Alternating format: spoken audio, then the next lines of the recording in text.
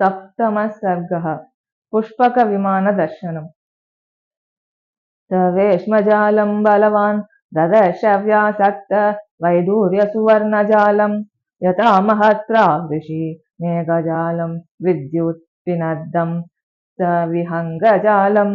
निवेशनानां विविधाश्च शालाः प्रधानशङ्कायुधचापशालाः मनोहराश्चापि पुनर्विशाला ददर्श वेश्मादृशु चन्द्रशालाः गृहाणि नानावसुराजितानि देवासुरैश्चापि सुपूजितानि सर्वैश्च दोषैः परिवर्जितानि कपिर्ददर्श स्वबलार्जितानि तानि प्रयत्नाभिः समाहितानि मयेन साक्षादिव निर्मितानि महीतले सर्वगुणोत्तराणि ददर्श लङ्काधिपतेर्गृहाणि ततो ददर्शोच्छ्रित मेघरूपं मनोहरं काञ्चन चारुरूपं रक्षोधिपस्यात्मबलानुरूपं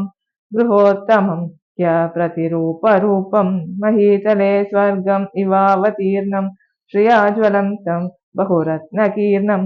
नानातरूणां कुसुमावकीर्णं गिरेरिवाग्रं रजसावकीर्णं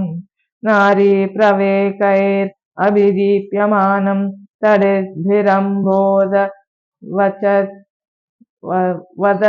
वदच्यमानं हंसप्रवेकैरिव बाह्यमानं श्रियायुतं खे सुकृतां विमानं यथा नगाग्रं बहुधातु चित्रं यथा नभश्च ग्रहचन्द्रचित्रं ददर्शयुक्तीकृतमेकचित्रं विमानरत्नं बहुरत्नचित्रं महीकृता पर्वतराजिपूर्णाः शैलाकृता वृक्षवितानपूर्णाः वृक्षाकृता पुष्पवितानपूर्णाः पुष्पं कृतं केसरपत्रपूर्णं कृतानि वेश्मानि च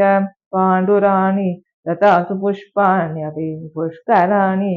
पुनश्च पद्मानि सकेसराणि धन्यानि चित्राणि रतावनानि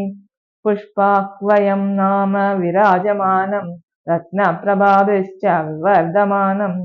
वेश्मोत्तमानामपि शोच्यमानं महाकपिस्तत्र महाविमानं कृताश्च वैडूर्यमया विहङ्गाः भूपप्रवालैश्च तथा विहङ्गाः चित्राश्च नानावसुभिर्भुजङ्गाः जात्यानुरूपास्तुरगाः शुभाङ्गाः प्रवालजाम्बूनद पुष्पपक्षा सलीलमावर्धितजिह्मपक्षा कामस्य साक्षादिव भान्तिवक्षाः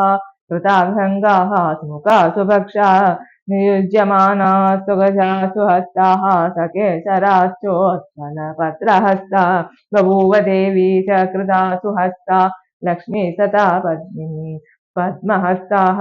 इतीव तद्गृहम् अभिगम्य शोभनं सविस्मयो नगमिव चारुशोभनम्